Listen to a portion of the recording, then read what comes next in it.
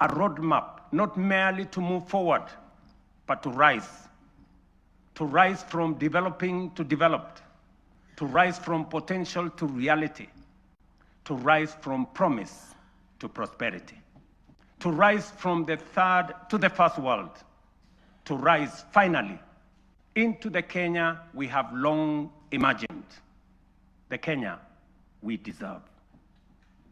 For long, our ambition was held hostage by small thinking and ordinary expectations. But that era must now be confined to the past. Today, we stand on the threshold of something far greater, a moment in which we can say that our parents dreamed of and what our children yearn for, we will accomplish in our lifetime. As we know, this is achievable because others have done it before. I have often spoken of the Asian tigers, South Korea, Singapore, Hong Kong, Malaysia. And by the way, members, the Prime Minister of Malaysia will be here this weekend. Countries that at independence were our peers in nearly every measurable way. They had no extraordinary resources. They were not superhuman. They simply had the courage to make bold, disciplined, deliberate choices. They invested in their people, demanded excellence, and refused to be trapped in the limitations of their circumstances. They refused to make peace with mediocrity. Today, they stand as first world economies. If they could rise, so can Kenya. It can be done. Let me repeat.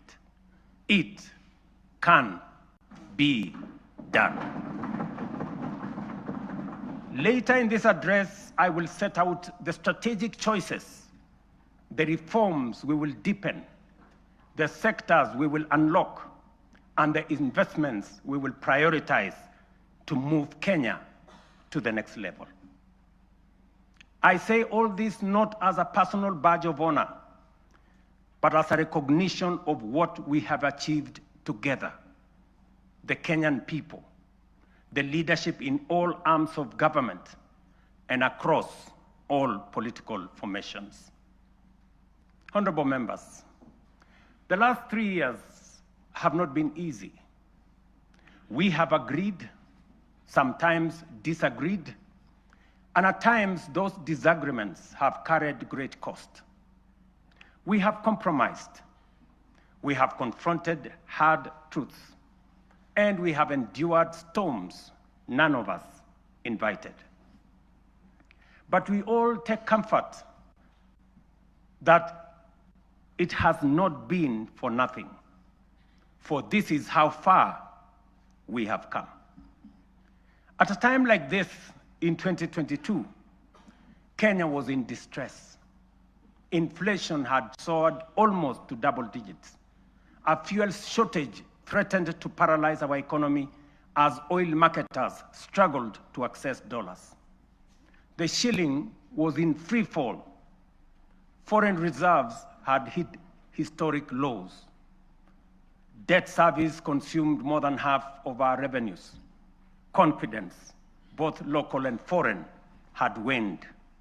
International analysts warned that it was no longer a question of if, but when Kenya would default. Within that context, we acted. We restored fiscal discipline. We eliminated wasteful subsidies. We rationalized public expenditure. We strengthened revenue collection and placed our economy on a path of recovery and sustainability. Inflation, which stood at 9.6% in 2002, in 2022, has steadily declined to 4.6% as of last month, bringing much needed relief to households. The shilling, once in perilous downward spiral, has stabilized at 129 to the dollar for nearly 2 years, a direct consequence of prudent monetary policy and disciplined fiscal management. Our successful Eurobond redemption signaled to the world that Kenya honors its obligations. 3 years ago, Kenya was ranked the 8th largest economy in Africa with a GDP of 115 billion US dollars. Today, our GDP has increased to $136 billion, moving us up to become the 6th largest economy on the continent, according to IMF. This steep rise, ladies and gentlemen, is not accidental. It is the product of deliberate choices, disciplined execution, and strategic reforms that have strengthened our economy and unlocked its potential. Our foreign reserves have surpassed US dollars 12 billion, the highest in independent Kenya. This has restored certainty, cushioned our economy from external shocks, and restored investor confidence. International markets have taken note. Just this week, 14 of the world's leading financial institutions, including Citigroup, JP Morgan, Standard Chartered, and Goldman Sachs, projected that Kenya's economy will expand by between 5 and 5.8% in 2026. This confidence is anchored in solid fundamentals: lower credit costs, rising exports, improved household spending driven by low inflation, and a broadly stable macroeconomic environment. Standard & Poor's has upgraded Kenya's sovereign credit rating from B- to a firm B, our first upward revision in many years, signaling renewed international confidence. This upgrade lowers our risk profile, attracts more investment, and borrowing costs for both government and the private sector. Our foreign direct investment has more than tripled from US dollars 463, or about 60 billion shillings in 2021, to US dollars 1.5 billion, almost 195 billion Kenya shillings in 2024. In the last 36 months, over 300 new businesses, including 500 foreign companies, have registered and set up shop in Kenya, reflecting renewed confidence and improved ease of doing business. The Nairobi Securities Exchange has recorded a powerful resurgence, now recognized as one of the best performing emerging markets globally. Since January 2025, investor wealth has grown by over 1 trillion shillings, driven by a broad share price rally that has reestablished the Nairobi Securities Exchange as a premier asset class. The NSE is on track for its strongest performance in over a decade, building on last year's remarkable gains. This renewed vibrancy is a clear vote of confidence in Kenya's direction and in the reforms we have undertaken. In short, Mr. Speaker, honorable members, the world's most respected economic assessors and market sentiment are affirming that what we already know, that our economy is strengthening, our prospects are brightening, and confidence in Kenya is rising.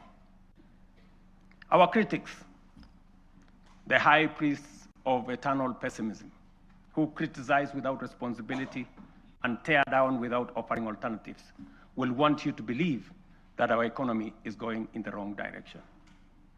But while everyone may speak their mind, and that is the beauty of our democracy, no one is entitled to manufacture self-serving falsehoods and traffic them as facts.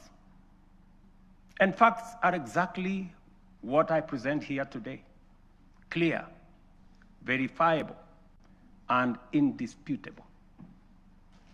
Mr. Speaker, one of the greatest contributors to the high cost of living is the cost of food. Kenyans in 2022 marched with empty sufurias, a stark symbol of frustration and unbearable cost of basic commodities. From the very outset, we made an intentional and strategic decision to subsidize production and not consumption. We understood that lasting relief would not come from temporary subsidies and price controls, but from strengthening the foundations of agricultural production. We also recognized that agriculture is not merely another sector of our economy. It is the lifeline of our nation. If we were to secure households, stabilize prices, create jobs, expand industry, and spur exports, agriculture had to be the fulcrum of our transformational agenda. To organize the sector and improve service delivery, we launched an integrated digital platform to register farmers. In 2022, fewer than 300,000 farmers were on record. Today, over 7.1 million farmers are registered on the Kenya Integrated Agricultural Management Information System, giving us visibility to design scientific targeted interventions and eliminate extortionists, getaway brokers, and drive out cartels and middlemen. This has enabled us to implement the fertilizer subsidy program at scale. To date, over 21 million bags of affordable fertilizer have been distributed, reducing the price by nearly 2/3 and saving farmers Kenya shillings 105 billion so far. This year alone, we delivered 7 million bags of fertilizer and 35 million kilos of certified seed. And next year in 2026, we plan to distribute 12.5 million bags across all the 1,450 wards, ensuring every farmer has access to affordable inputs. The impact has been phenomenal. Productivity in all our agricultural sectors has gone up. National maize harvests have risen from 44 million bags in 2022 to 67 million bags in 2024, setting the stage for a historic harvest this year of 70 million bags. The results are visible in markets and homes. The price of a 2-kilogram packet of flour has fallen from what it was 250 in 2022 to as low as 130 today. For millions of households, this is meaningful daily relief. The transformation across our value chains is equally compelling. Tea production has grown, with earnings rising from Kenya shillings 138 billion in 2022 to Kenya shillings 215 billion in 2024, a 56% increase. The coffee sector, once on the brink of collapse, is roaring back. Nearly 50,000 seedlings have been distributed. Earnings have risen from an average of Kenya shillings 70 per kilo to now between 120 and 150 shillings per kilo. We are on track to increase exports from 48,000 metric tons to 60,000 metric tons this year, and projected to reach 150 million tons in 3 years' time. Edible oils acreage under production expanded by 90% between 2022 and April 2025, cutting the edible oil import bill by 17 billion in 1 year. By 2027, we aim to halve this bill, saving Kenya nearly 60 billion in foreign exchange. Cotton production has nearly tripled. Cashew nut yields have grown following the distribution of 900,000 seedlings, and so has coconut output after the provision of 1 million seedlings. The sugar sector, long troubled, is now stabilizing. Area under cane is up by 200,000 acres. Production has surged 76% to over 810,000 metric tons. Imports are down 70%. To secure this process, we have leased Nzoia Muhoroni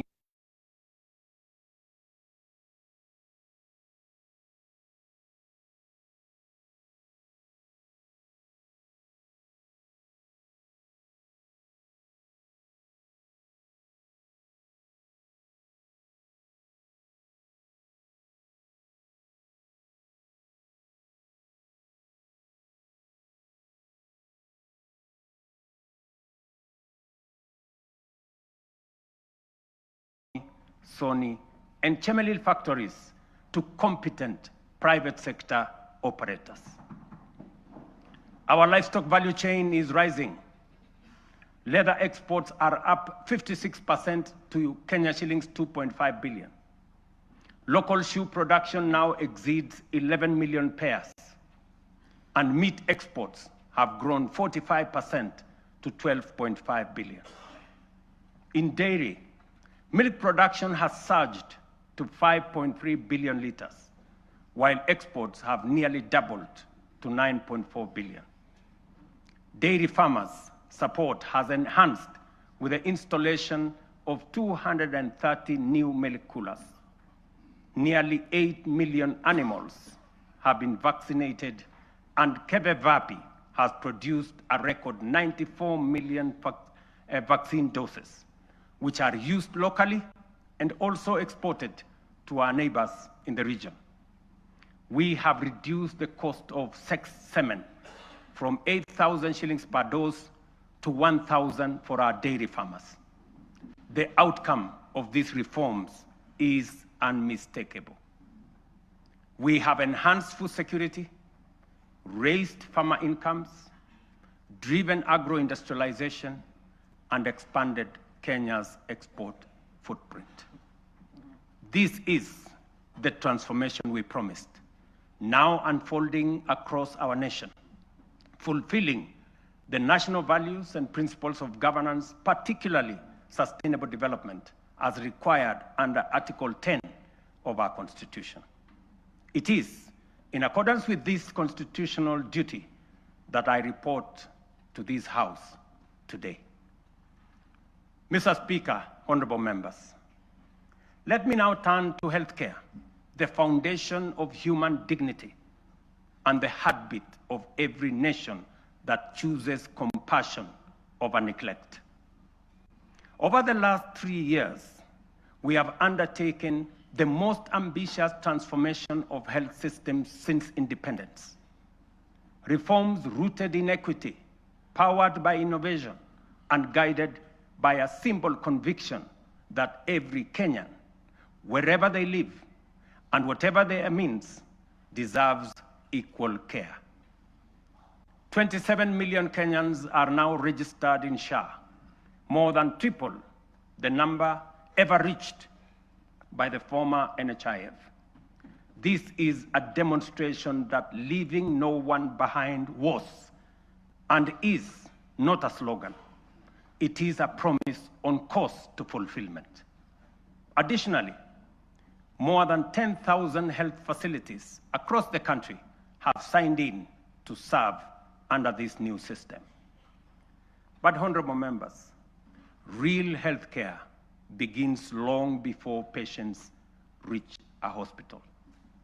That is why in September 2023, we deployed 107,000 community health promoters, the largest primary health workforce in our history, trained, equipped, and present in every ward in all our 47 counties.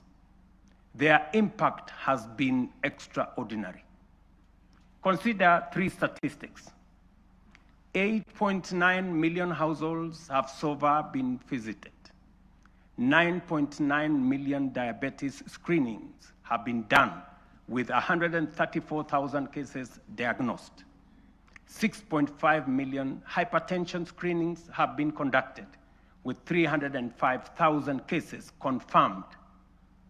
Millions of lives have been touched and thousands saved. This is what equity looks like. This is the meaning of universal health care. This is leaving no Kenyan behind, indeed. Behind these numbers stand the community health promoters, quiet, devoted, tireless, heroes of this new era. Today, we honor them. We thank them. To them, we say Kenya is healthier because of you. Mr. Speaker, when I promised that those unable to pay would be supported by government under UHC, the cynics scoffed as usual. Today, we are paying premiums for 2.3 million vulnerable Kenyans, including orphans, widows, the elderly, and those without income, because for them, healthcare is not a privilege. And I must commend members of this august House who have stepped in to support vulnerable families in this gesture. We are also modernizing hospital equipment through the National Equipment Service Project, replacing the old MES model that burdened counties with heavy upfront costs.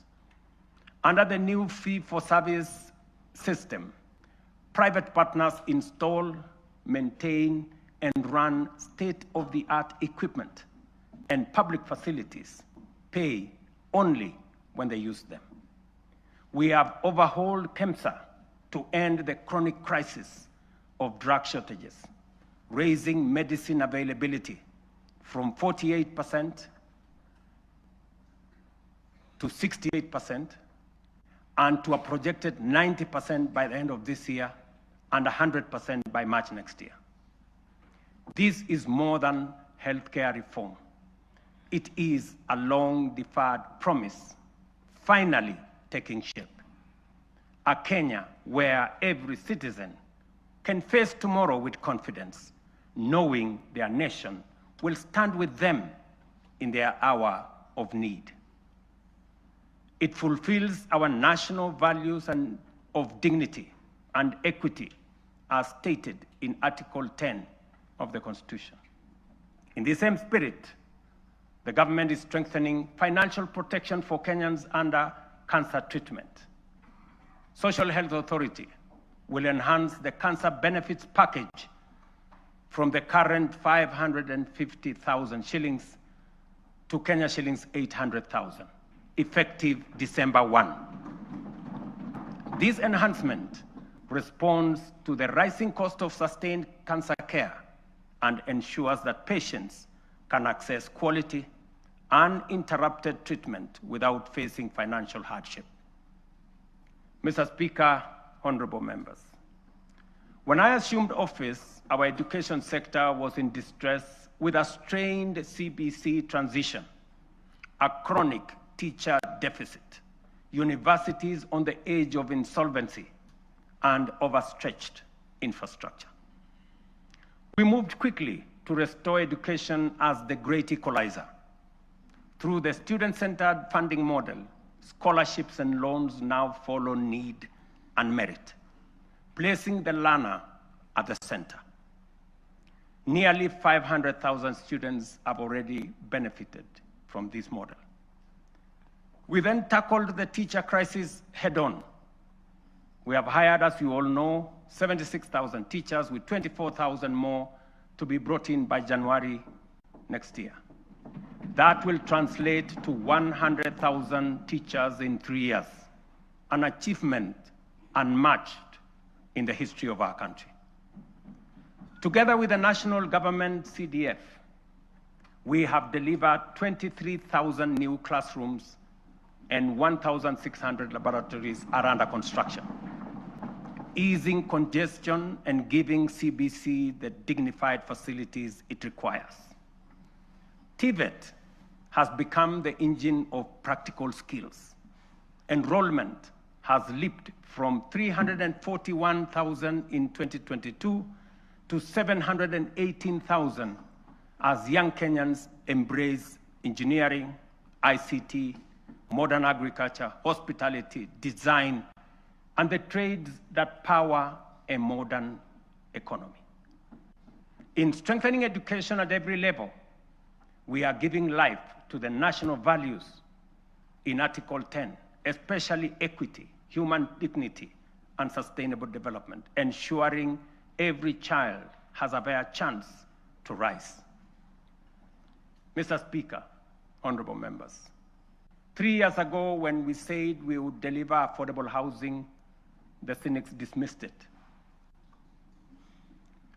They said it was fantasy. When they realized we were serious, they called it impossible. And when we broke ground across the country, they suggested that these projects would stall. Today, those doubts have given way to a very different question from Kenyans everywhere. How do I own one of these units? That is now the question. Across the country, we are delivering the most extensive housing rollout in Kenya's history. 230,000 affordable homes.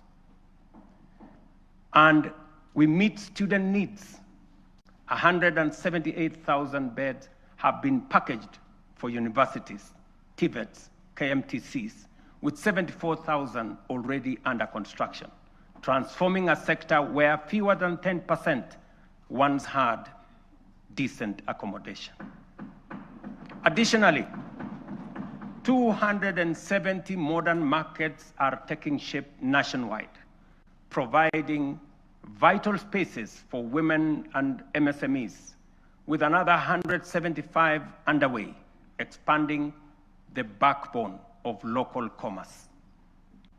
And through the Nairobi River Regeneration Program, 44,000 young people are restoring the river corridor and preparing sites for 10,000 social homes along the renewed riverfront. The program, the housing program, including markets and hostels, has created over 428,000 jobs. Jobs that include architects, engineers, plumbers, electricians, carpenters, masons, steel workers, transporters, and thousands of MSMEs in fittings, fabrication, and interior design work. At peak next year, it will employ at least 1 million Kenyans. Honorable members, this program is far more than housing. It is a national empowerment engine, creating jobs, formalizing the informal sector, revitalizing micro, small, and medium enterprises, restoring our environment, and building resilient communities. It advances equity, dignity, and sustainable development, the very values anchored in Article 10 of our Constitution. Mr. Speaker, honorable members, allow me to turn to a sector that carries the hopes of nearly every Kenyan family, our micro, small, and medium enterprises. MSMEs are the backbone of our economy, the engine room of innovation, and the daily hustle of more than 15 million Kenyans. For decades, access to affordable credit trapped millions in frustration. Without collateral, there was no loans. For the millions blacklisted, every door of opportunity was shut. And when banks refused to take a chance, their dreams simply stalled. As promised, we broke that cycle. The Financial Inclusion Fund, the Hustler Fund, now stands as the largest financial inclusion program since independence, extending over 80 billion shillings to 7 million Kenyans. And those who were blacklisted, the 7 million once blacklisted Kenyans, have since repaired their credits. 3 million small businesses and their owners, previously locked out of the formal finance, are now banked. And 2 million Kenyans are now frequent borrowers. Today, through the Hustler Fund Bridge Facility, 800,000 entrepreneurs are accessing up to 150,000 shillings each without collateral to expand and grow their businesses. But honorable members, credit alone is not enough. Many young people do not lack ideas, they lack opportunity. That is why we launched Nyota, the National Youth Opportunities and Transformation Agenda, one of the most ambitious youth empowerment programs in our history. Over the next 5 years, Nyota will uplift 820,000 unemployed young people through apprenticeship, recognition of prior learning, entrepreneurship grants, digital skills training, and support savings. When the program is fully implemented, it will have placed 90,000 young people into work or enterprise, certified 20,000 into different skill areas, capitalized 110,000 businesses, and matched savings for 190,000 savers, while building capacity of 600,000 more to undertake government procurement under the ACBO program. Ladies and gentlemen, over the past 3 years, our digital transformation agenda has become one of the most powerful engines of renewal. A quiet revolution changing how Kenyans live, how they work, learn, or do business. We have expanded the fiber optic by 24,000 kilometers and moved from 0 public Wi-Fi hotspots in 2022 to nearly 1,500 today, connecting communities once left behind. We have set up 300 digital innovation hubs with 400 in the pipeline, gateways where ideas grow and enterprises begin. At the heart of this shift is digital government. From less than 400 services on eCitizen to 22,500, we have delivered one of the fastest digital migration in the world. Access is easier, efficiency higher, leakages sealed, and corruption pushed out. And as our young people are driving it, nearly 2 million have been trained in digital skills, and 300,000 now earn a living online through Ajira, Jitume, and our expanding business process outsourcing sector.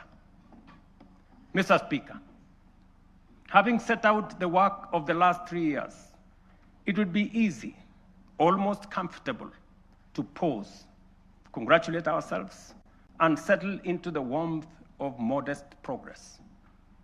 But comfort is how nations stall. It is how Kenya once slowed while the Asian tigers raced ahead. We cannot allow that.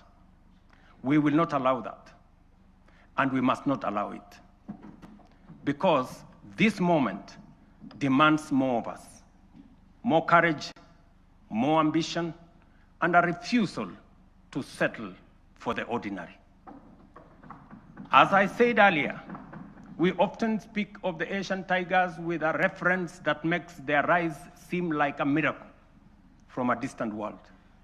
We marvel at how they journeyed from poverty to industrial powerhouses, from aid recipients to exporters of world-class goods. And we ask, what secret advantage did they have? History answers us plainly. They had none. Their rise was not magic. It was intentional and crafted through leadership, discipline, strategic investment, and uncompromising rejection of mediocrity. Their stories begin in ruins. The example of post-war Japan, with barely 2,000 kilometers of paved road, and South Korea, whose GDP per capita was nearly identical to Kenya's at independence. Today, Japan commands over 1.1 million kilometers of paved roads, while Kenya has 22,000, 62 years after independence. South Korea's GDP per capita now exceeds 36,000 US dollars, compared to our own 2,200 US dollars.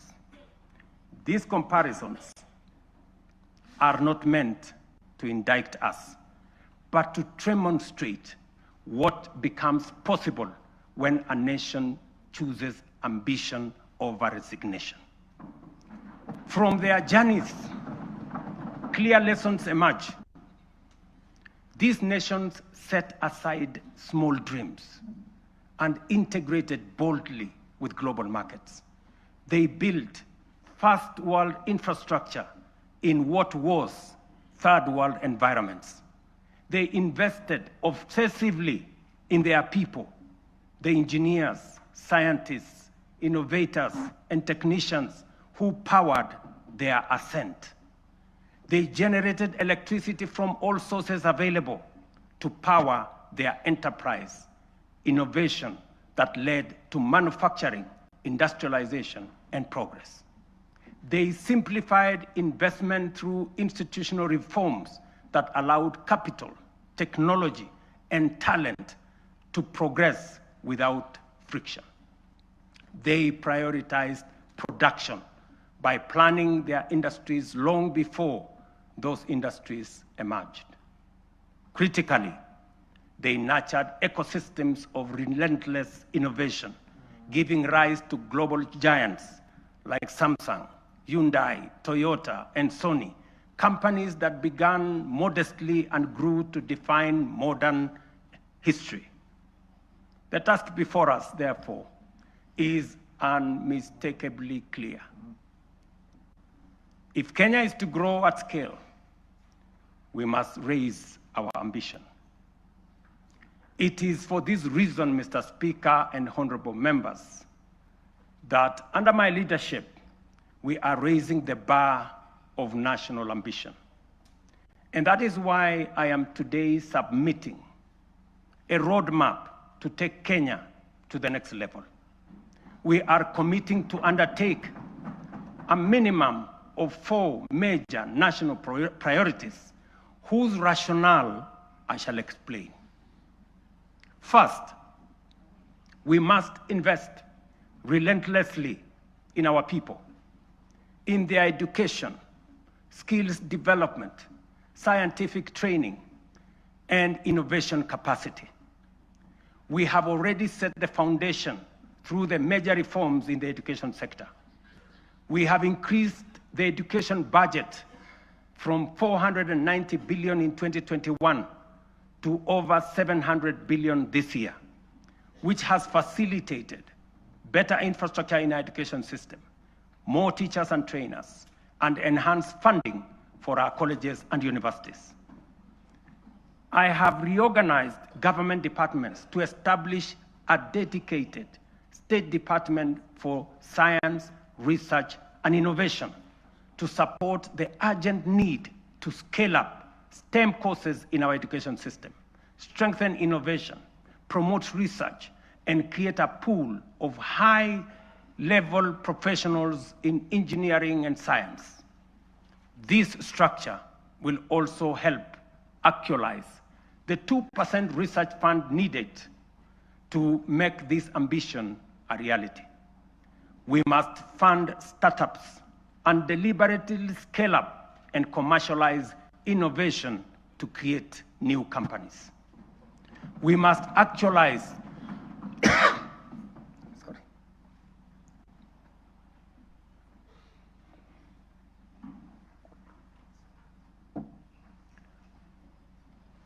We must actualize the National Research Fund, moving from the current 0.8% of GDP to 2% of GDP. This leaves us with a shortfall today of 180 billion. Progressively, we should grow the fund to 1 trillion over the next 10 years. We will mobilize domestic public resources, private investment, venture capital, and other private sector financing to drive this effort, because no nation rises above the abilities of its citizens. Let me repeat that.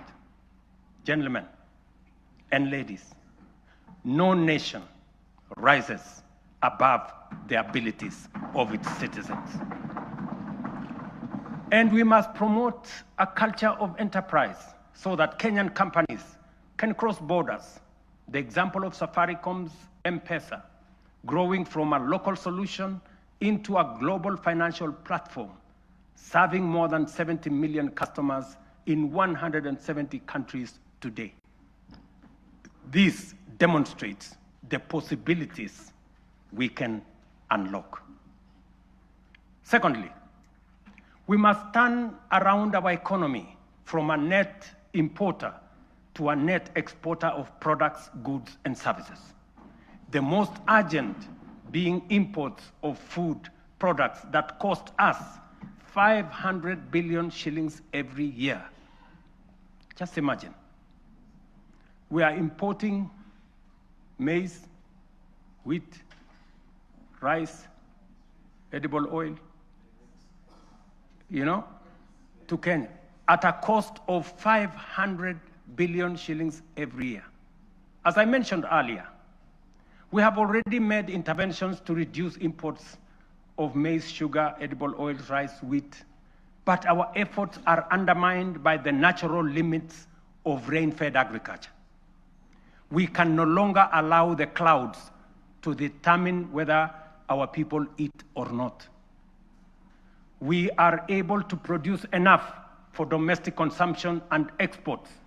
Expanded modern irrigation is now necessity and the only path forward. We are endowed, ladies and gentlemen, honorable members, with arable land, yet we all know only 15% of Kenya can support rain-fed agriculture. And this limited area is what we have relied on to feed the entire nation. While 85% of Kenya does not receive sufficient rainfall, if we harvested and stored rainwater, we can bring vast arable lands in these arid and semi-arid regions into productive use. With the dams, we can transform our arid and semi-arid areas into hubs of agricultural production, even in the absence of rainfall. We must never give up on the potential of these regions simply because they receive little rain. And we must never confuse the lack of rain with the lack of water. This is why we must build at least 50 mega dams nationwide, alongside 200 additional medium and small dams and thousands of micro dams to collect and store water, not only to secure our food supply, but to bring at least 2.5 million additional acres under irrigation within the next 5 to 7 years. Therefore, the commitment to harvest and store water is not simply about food and water security. It is a strategic, nation-shaping investment, one that underpins our aspiration to be a net exporter of agricultural products, underpins economic independence, rural prosperity, and sustainable development. The Ministry of Water and Sanitation and Irrigation, alongside all relevant agencies, have already mapped out precise locations of these dams. These projects span the breadth of our republic. Sorry. From the High Grand Falls, a mega dam on River Dawa in Mandera, Isiolo, Pasalinga Dam, Yata in Machakos, Singli Canal in Garissa, Soin Koru in Kisumu, Rumuruti in Laikipia, Thochi in Embu and Tharaka, Lowat in Turkana, Mahoya Dam, Stradling, Nyeri, and Kirinyaga, Narosra in Narok, Aror in Elgeyo Marakwet. Others include Ndarugu in Kiambu, Kokwanyo in Homa Bay, Rare in Kilifi, Tongaren in Bungoma, and many more strategic sites nationwide.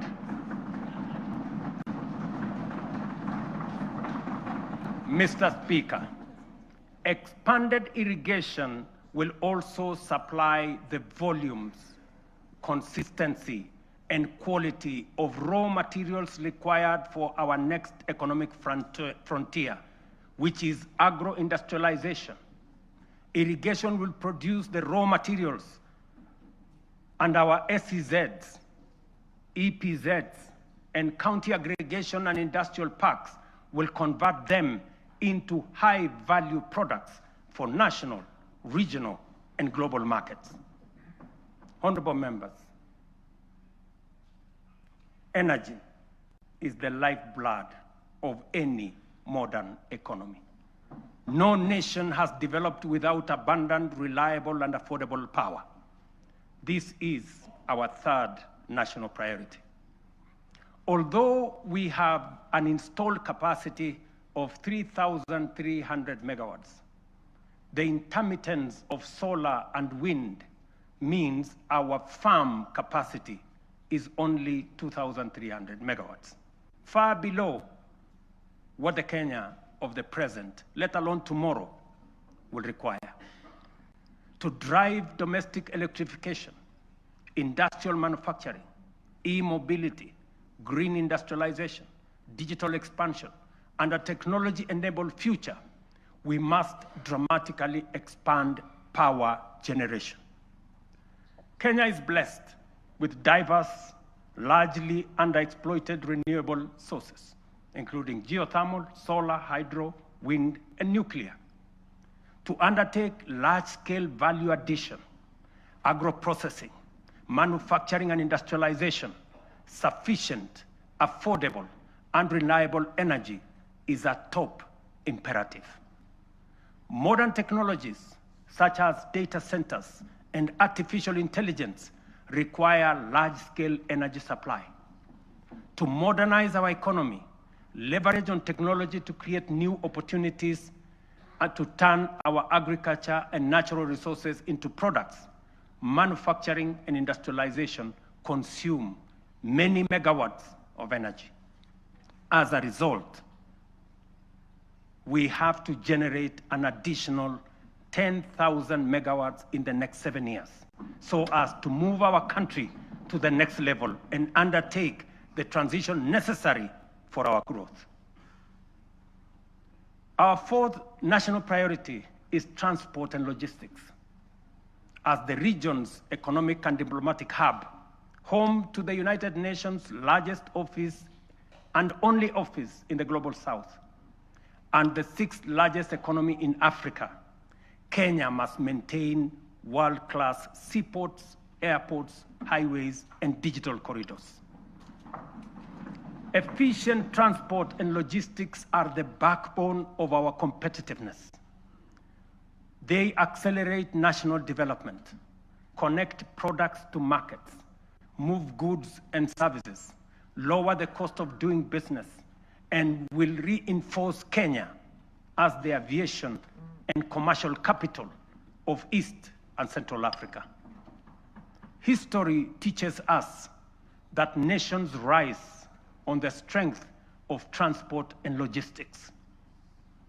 Japan's post-war revival, enabled by strategic road expansion, is a clear example. From only 2,000 kilometers of road, they constructed over 1 million kilometers of paved road in 7 decades.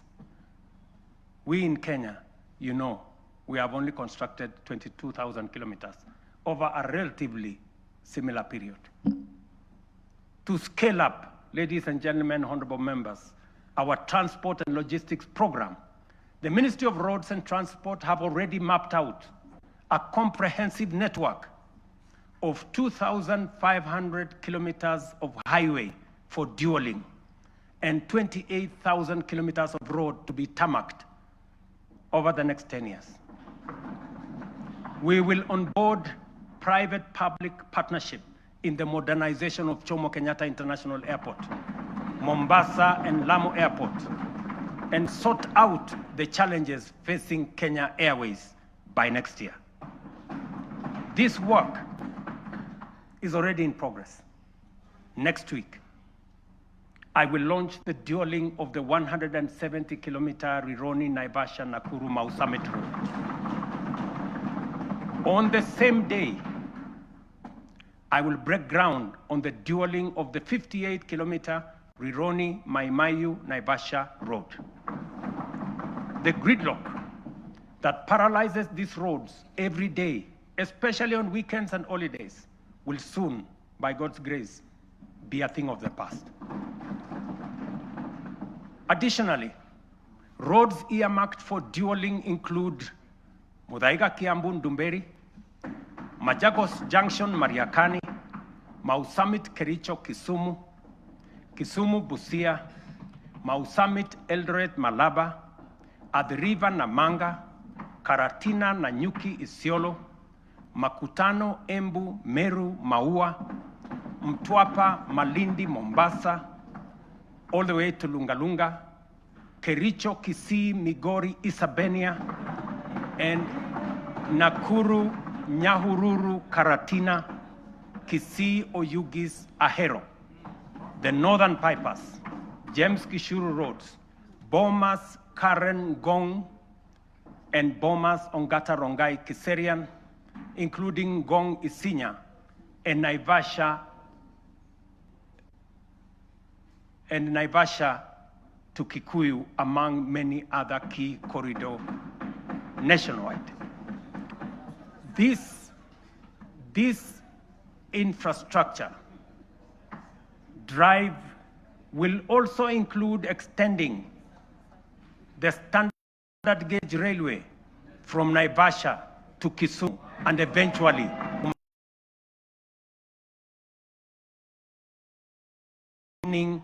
in January, in just 2 months, we will be beginning that process. Honorable members, estimates indicate that achieving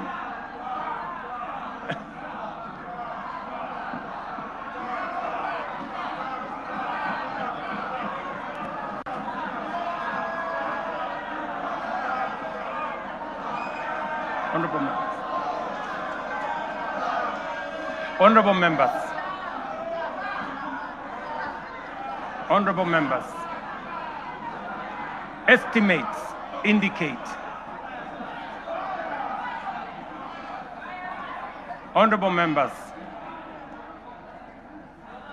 estimates indicate that achieving these 4 priorities will require at least 5 trillion. This is undeniably a large sum. Some may see it as unrealistic, even audacious, for a country like ours. But allow me to recall President John F. Kennedy's words in 1962 as he rallied America to reach the moon.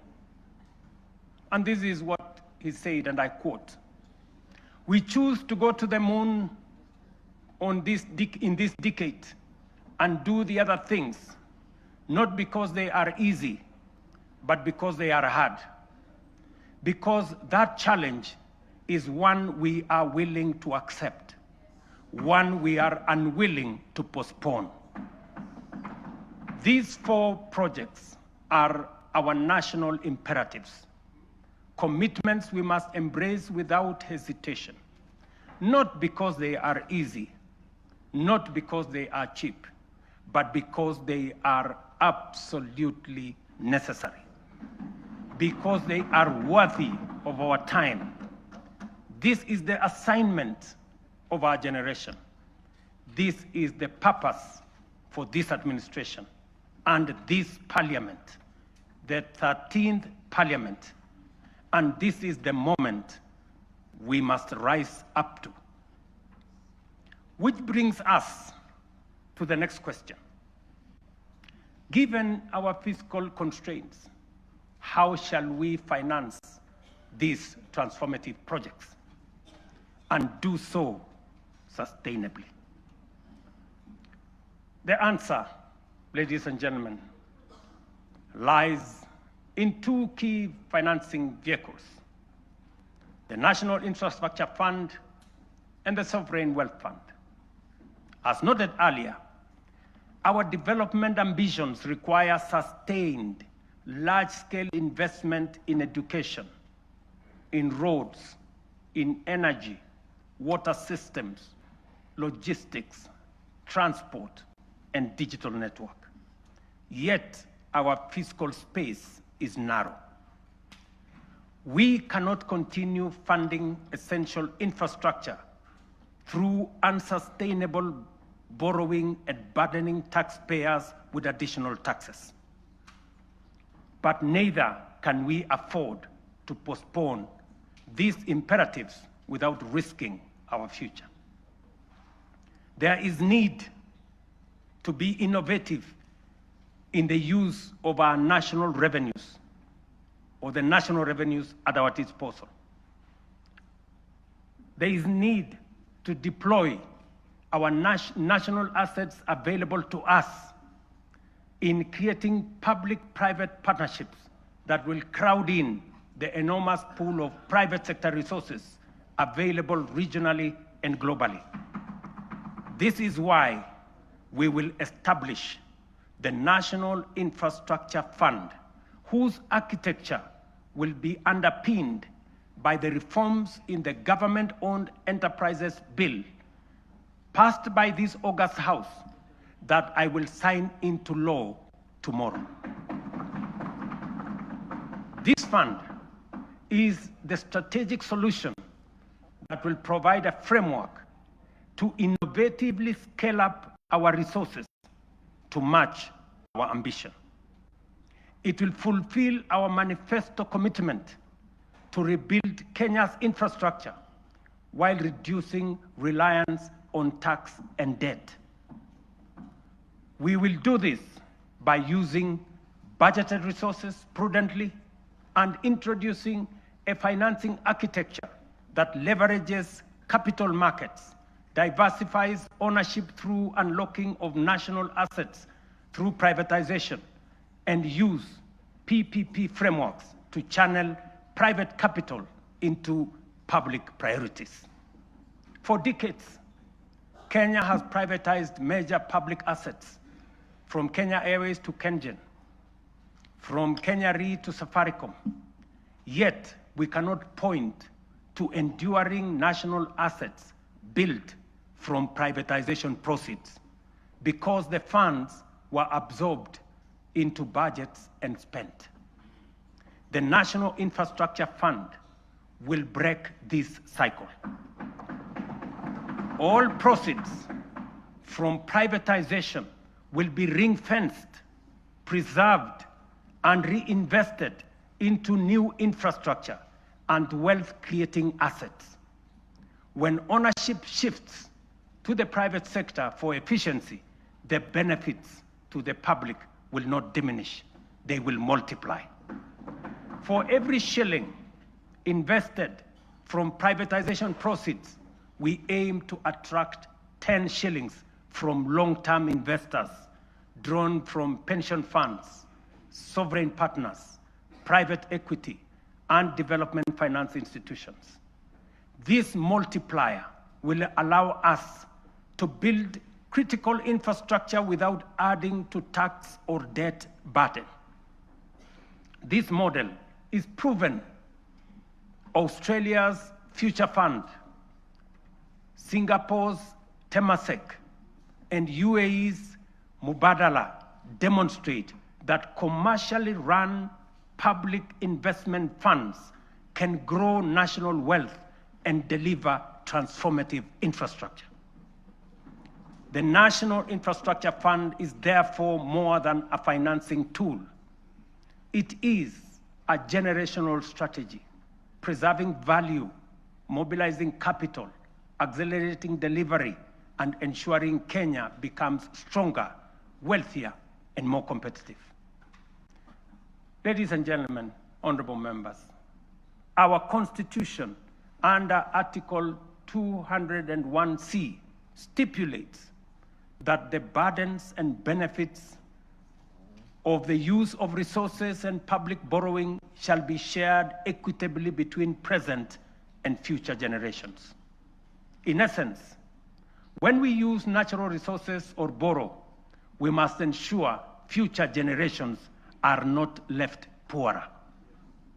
That is why, alongside the National Infrastructure Fund, we will establish the Sovereign Wealth Fund to give full effect to the constitutional principle of intergenerational equity. A portion of all royalties from natural resources and a portion of proceeds from privatization of national assets will be invested in the fund. This fund will rest on three pillars. Number one, savings, to be invested for the future, as countries like Norway, Kuwait, Saudi Arabia have done with trillion-dollar funds. Number two, stabilization, a buffer against global shocks, including commodity volatilities, pandemics, and geopolitical disruptions to ensure fiscal stability. And number three, infrastructure. A carefully managed share will be invested in commercial terms to attract private capital to national projects while growing public wealth. History has already warned us. Along our coast region, titanium deposits have been exploited and depleted. And because we lacked a sovereign wealth framework, future generations will inherit nothing from the resources that we got from titanium. We cannot repeat this mistake. Mr. Speaker, honorable members, that is the scale of our national ambition. This is the blueprint for financing it prudently and responsibly. To shape this vision, I have engaged sincerely with leaders across the political spectrum. I've engaged many members of parliament, many governors, community leaders, and with Kenyans from all walks of life. I discussed this vision with the late Right Honorable Raila Amolo Odinga in the presence of Professor Anyang' Nyong'o, who reminded me that no nation has industrialized without roads, energy, and food security. I have engaged former President Uhuru Kenyatta, who emphasized the necessity of scaling up infrastructure investments. Honorable members, allow me to express profound gratitude to the 13th Parliament for your outstanding contribution, your foresight, your consistency, focus, and commitment on what is good for Kenya. The progress made in the last 3 years would not have been possible without your legislative agility, principled oversight, and commitment to national interest. When the history of this generation is written, this House, the 13th Parliament, will occupy a full and proud chapter. Your decisions are recorded not only in debates or statutes, but in the lives lived, progress of every Kenyan that has been achieved. For this, I extend my deepest gratitude and appreciation.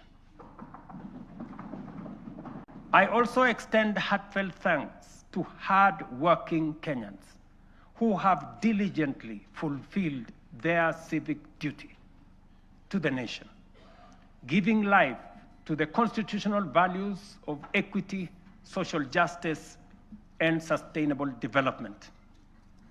You Kenyans have shouldered the weight of nation building.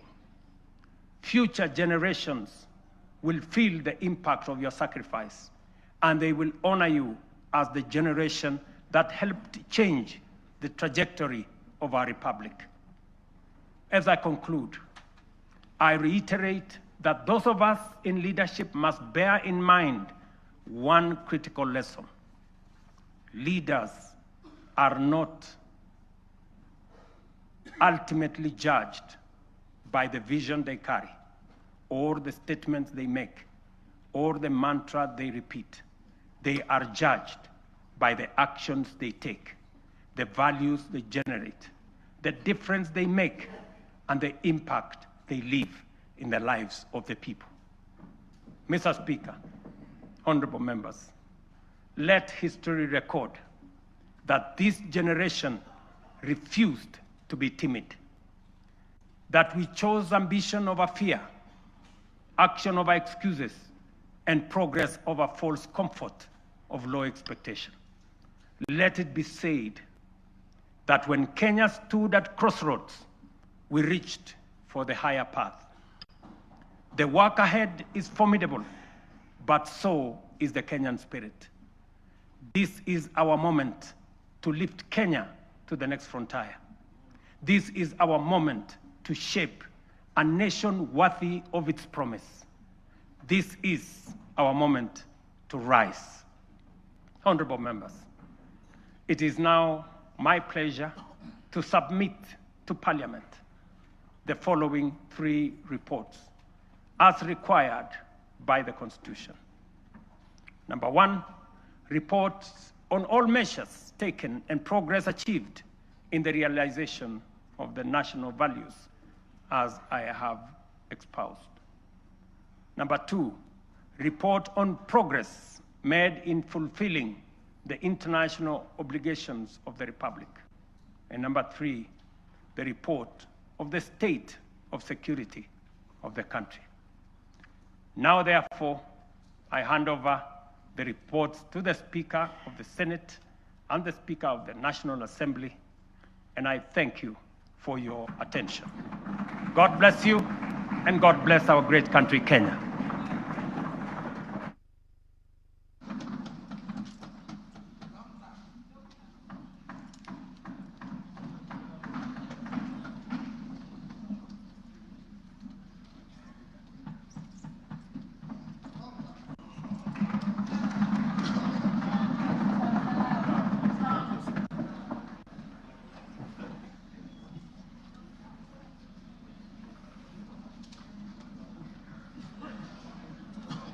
Honorable members, let us be upstanding.